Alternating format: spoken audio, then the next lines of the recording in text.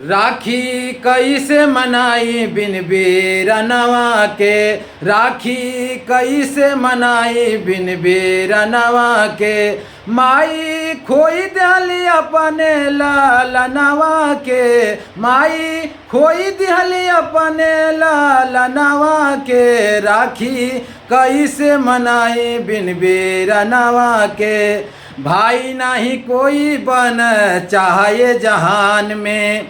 भाई नाही केहू बन चाहे जहान में। हवस के पुजारी सब कल युग के ध्यान में। हवस के पुजारी सब कल युग के ध्यान में। भैया नहीं खे माई के तनवा में। भाई नहीं खे माई के तनवा से। राखी कैसे मनाई बिन बेरनवा के। राखी कैसे मनाई बिन बेरनवा के।